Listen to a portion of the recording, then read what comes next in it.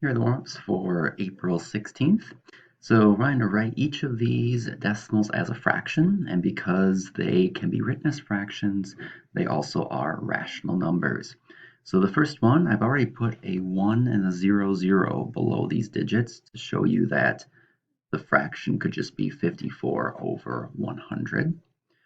The second one, the shortcut we looked at in yesterday's lesson, is you look at how many numbers are in the repeating cycle. In this case, there's one number that repeats. That means you have 1, 9 in the denominator.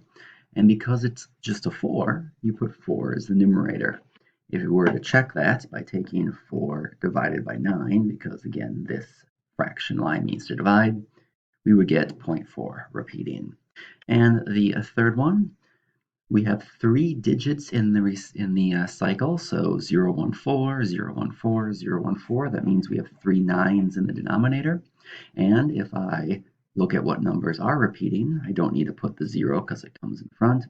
I can just do 14 over 99. And if I check that by doing 14 divided by 999, I get 0.014, and it would go on forever. A side note with that last one, I could also solve it algebraically. So if I did 0.014 repeating and made that equal to x, if I were to multiply this by, let's say, multiply both sides by 1,000, that means I'd have 1,000x equals 1, 2, 3 equals 14. And then, of course, it keeps repeating. Then I'm going to take the original equation and subtract it from the new one.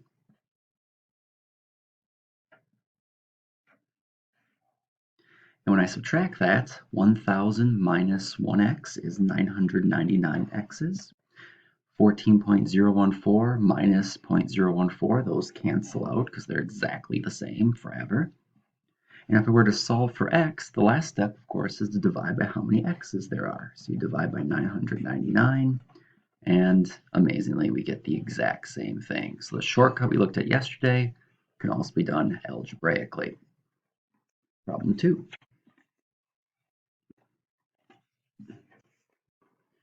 So problem 2 is asking you to write the linear equation from this table. As you recall, we know it's linear because the values for y are always increasing by the same amount. Again, assuming that x goes up by 1 here. And if it is linear, we've been using this form of the linear equation in 8th grade. The value of m is your pattern. So as I see the pattern for the y value is it always increases by 2. That means the value of m has to be 2. And b is always when x equals 0. Well, I don't see when x is 0, but I can continue my pattern backwards. 11, 9, 7, 5, 3. So 3 ends up being what we would also call the y-intercept, and there's your equation. And our final question deals again with a right triangle, which would be the Pythagorean theorem. So if I just draw a generic right triangle, something like this, and I throw my side lengths in that I gave you. So we said the hypotenuse is 10, and the short side is 4. I'm trying to find what the other side length would be. Well, if I apply the Pythagorean theorem, that means I take one of the legs, which would be 4, and I'm going to square it. So I'm going to find the area of that square.